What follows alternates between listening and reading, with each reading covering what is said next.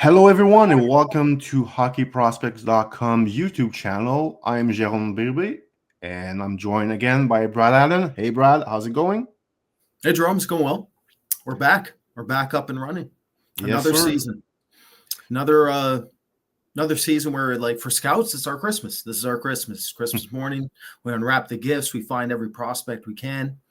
And it's exciting times. But it's also exciting to talk about where everybody is in organizations. Yes. Especially, like, there was actually a pretty cool article done on The Athletic where there was, like, this image that was sent to me by multiple different people of, like, basically it was basically a circular image of, like, where teams are in terms of their development curve. And yeah, it's certainly food for thought in terms of where some teams are, if they're stuck or if they're actually developing correctly, or if they're about to have to enter a retool or rebuild. Obviously the difficulty with it is the prospect component. Trying to actually figure out exactly what some of these prospects are going to develop into is the tricky part, because it can definitely change where you put certain teams on the graph. So it was very intriguing, especially with, like, certain teams like Anaheim that we're going to talk about today, and others like Seattle and Calgary, where seemingly they look stuck in no man's land on paper. But then, for instance, one of the big differences between the two, Seattle and Calgary, would be that Calgary has that ace. They have basically the next Carey Price and Dustin Wolf. And does that mean that he can carry them like Price did into contention, regardless of the fact they're not actually that good a team? So, yeah, Anaheim's not in that boat, though, because they think their prospect pool's significantly deeper, which we're about to talk about. Yeah. So just for people, with the new season, we're going to do a lot more content on YouTube. Last year, Brad and I had our podcast scouting session. It's going to be back, but a bit not right now. We're just going to focus a bit more on the each NHL team's top 10 prospect ranking. So today we're going to take a look at the Anaheim Ducks top 10 prospect. So you can expect about 2 video, maybe 3 video per week that we're going to produce. Scouting session will be back pretty soon. But for now, we're going to focus a bit on those NHL top 10 prospect rankings. So, Brad, let's take a look at the Anaheim Ducks. What we have here as far as a top 10 prospect ranking for them. So folks can follow the screen here. They'll see our ranking is on the screen here.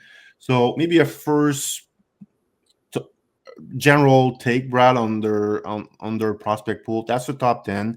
They have other guys also that we did talk about. Maybe they could be in that top 10 range. Maybe some guys that are not even in the top 10 that will end up playing some NHL games at some point.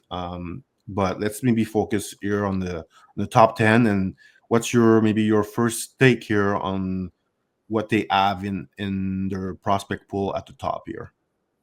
Well, it's well-rounded. They have a lot of different types of defensemen. They have a lot of different types of forwards, both wing and center. They have a pretty darn interesting hyper athlete in Damien Clare and net to build around with Dostal there. They got a wild card there. We put 10 in Terrence Smith, where he's a type of prospect where if you can get Herman Traff or Terrence Smith to hit, that really enriches the pool depth, which we think is possible. Especially Herman Traff, like, very streamlined, straightforward, a horse of a kid, like just a perfect example of modern day power forward with a tremendous amount of speed, tons of range within his handling, and he knows how to come off the wall successfully at unique angles. That's the huge difference between him and some prospects that are at the power forward position that don't play. It's the ones that can attack on unique angles and have a ton of range to them and a ton of speed. And he's got both of those qualities. He can also really rip a puck. I was telling Jérôme earlier, for everybody, like, one of the strangest stats I've ever seen was this preseason where Traff and the Allsvenskan shot 13 shots on net, and every single one landed on net. I don't think I've ever seen a 13 for 13 stat line ever. So that was kind of interesting, but it tells you about the shot volume that he has. He's a bit limited in terms of his creativity and absolute ceiling, because the vision, the playmaking's not entirely at the same level, especially when he enters the offensive zone, but he's a neutral zone entry threat. He knows how to pass a puck through the neutral zone. He knows how to get the puck out of danger in the D zone. So I think there's a really good base for even the ninth prospect on our list to hit, and that speaks to the depth of this pool. It's a pretty darn good pool. Jérôme, what do you think? Where are you with the top end there? Well, I just want to maybe add something on Traff. As you guys can see, the last column is where we add those guys rank in their their draft year. So we definitely had like a lot of time for Traff. We rank him 57, and then he got a C plus grade from us. So we definitely like him a lot in his draft year. I remember watching him, and I felt like, I mean, I'm based in Montreal, so I see a lot of Montreal Canadiens play, but I felt like there's a bit of a Joel Armia in his game. Joel Armia was the first round pick, so he had a lot of talent. But just with his size, his reach, his frame, how he used his frame was very similar to Armia. I think if he really want to maximize his potential, will Armia when he was 17, 18 was not known for his play away from the puck, his defense, like his play on the PK. He was an offensive player, right? So if Traff can like add more value to his play away from the puck, defensive game, I think he's really gonna improve his chance to be a NHLer and play for a long time, because he's got some talent. We As you mentioned, Brad, like 13 shot in one game, like you don't get 13 shot in one game if you're untalented. So I think he's pretty underrated as far as as an evaluation. I feel like we're maybe the only people on earth who are really high on him as far as maybe potentially becoming an NHL player. But if you look at their prospect pool, I thought it was pretty easy. The top four, top five guys were pretty easy to rank. Obviously, Sennecke at number one was pretty easy at number one. McQueen, we did talk about him a lot last year. He was giving us difficulty last year, but we felt like here he feels like the true number two prospect on that pool. And he's off to college this season at Providence College. So will be interesting to see how much improvement we can see in his playmaking. That was the big question mark we had about him last year. So it will be interesting to see him play in college. Stan Solberg, I mean, if people have followed us for a few years, they know how much we love that player in his draft year. I don't think he's that far off from the NHL. I don't know. Anaheim is a bit in a tricky situation, and it's the same thing for Ian Moore and Tristan Luneau. It's like, how much are the Ducks willing to put more young player on their roster? I feel like they have to make the playoff really soon, or at least to be in the mix to like compete for a playoff spot. And I feel like sometimes teams will value veterans more than young players at that point in their development. So and also like the Ducks have their top six on D is pretty much set, with True Boys there now, Ellison, Minchikov, Zellweger. So they have a lot of guys in their top six. So those Solberg, Moore, Luneau will have to be really good to, win a roster spot right now. And also, Brad, you and I were talking about like Luneau, Moore, like how much are they going to be able to produce offensively when you think of Zellweger being an offensive player, Menchikov being an offensive player. So it's going to be tough to, I forgot about him. Really good player. So it's going to be tough for those guys to get, power play time. Luneau was almost a point per game player in the AHL last year.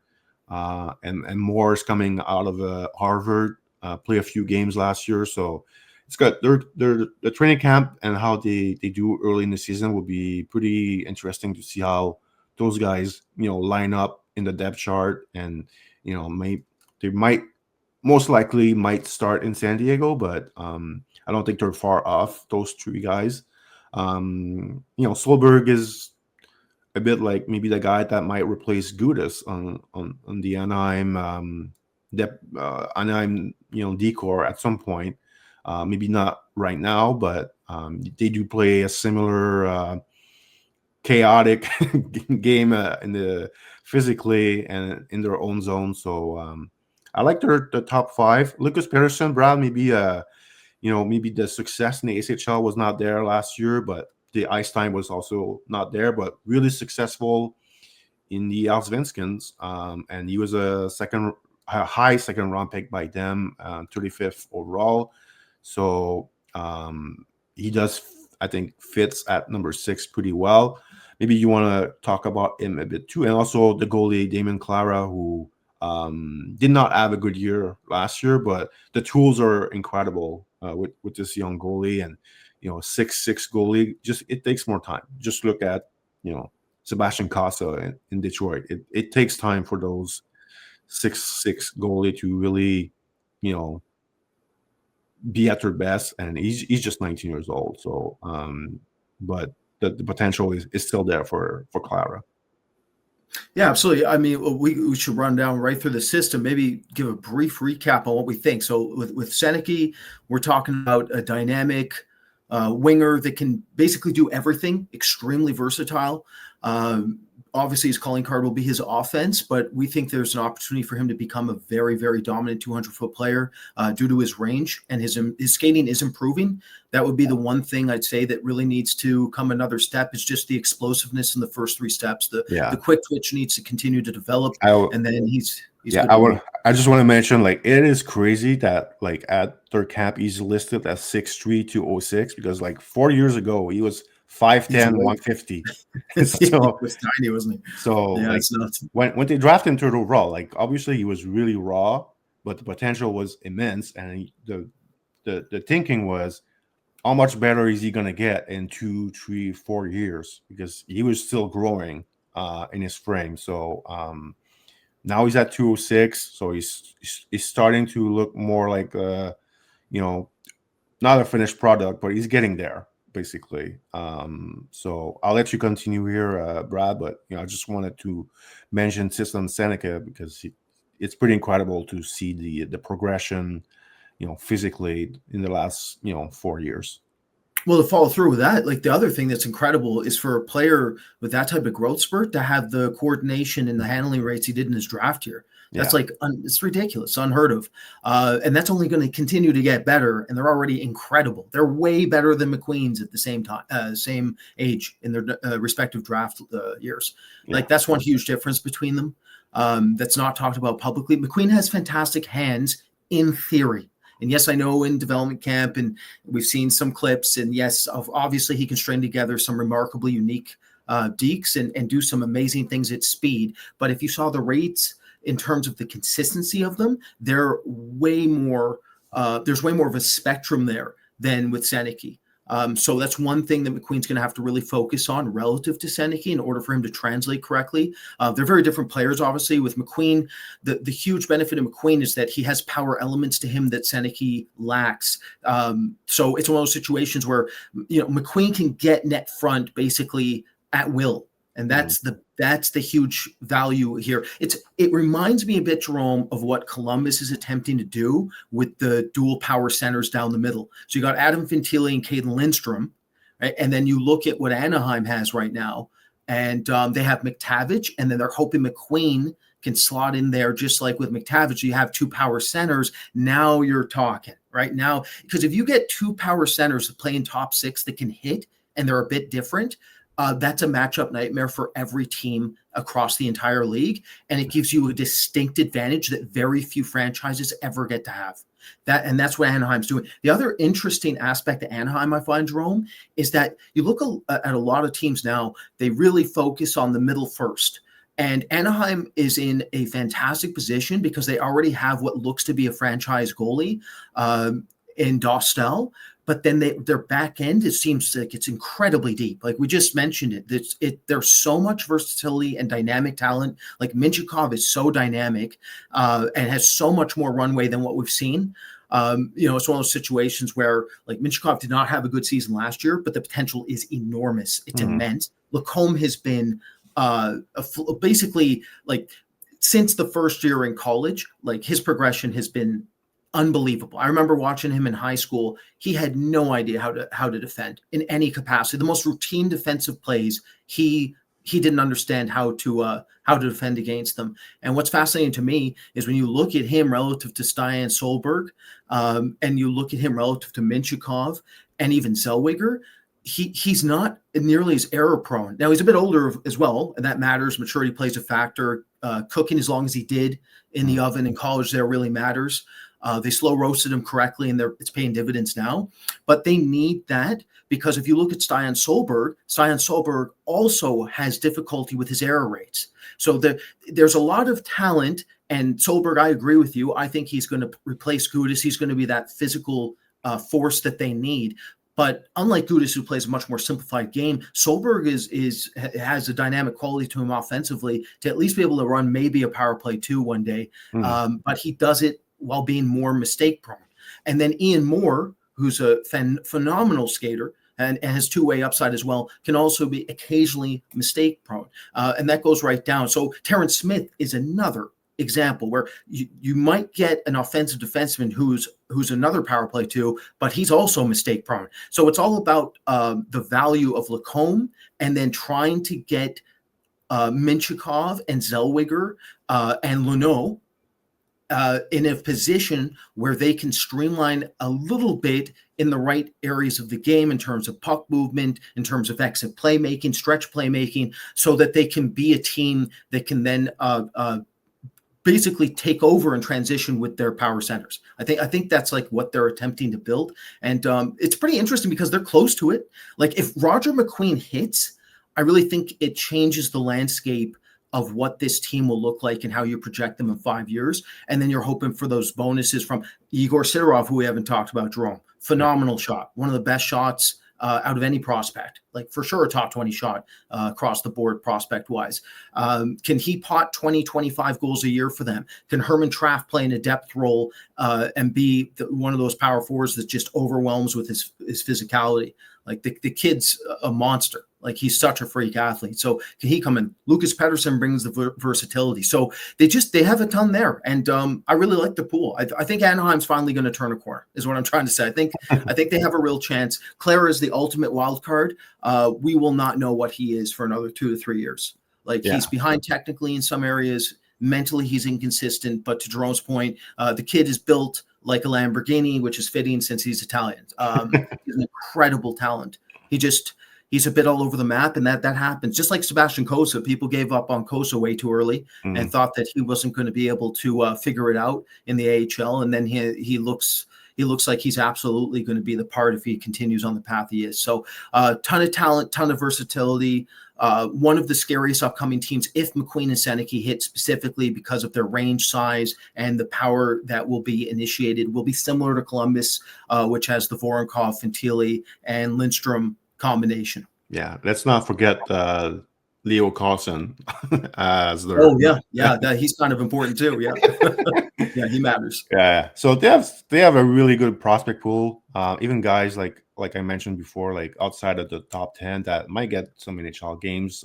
Tyson Hines might be one as a depth, third pairing, 5, 6, 7 D on the team. Nathan Gaucher as a fourth line center that can win face-off and play fast. Well, he's a good skater and play physical. Maxime Massé is a bit of a wild card. It's a big year for him coming up, with Chicoutimi in the queue. Chicoutimi will be a top 2, top 3 team in the league. He's got some work to do with the skating, the compete level. Sometimes it's not as good as we wish it was, but he's talented. He can really shoot a puck. He's got good hands. So remains to be seen. Like as I mentioned, it's a big year for him coming up. So that will, Brad, that will wrap up a bit our conversation about the prospect pool of the Anaheim Ducks. We'll be back for our next video, and it will be about the Boston Bruins. So subscribe to our channel, and help us grow the channel. I think we're about 50 subscriber away for 1,000. So be nice to get there at this, in the coming weeks, months. So stay tuned. We'll be back for more videos soon, and the next one will be the Boston Bruins.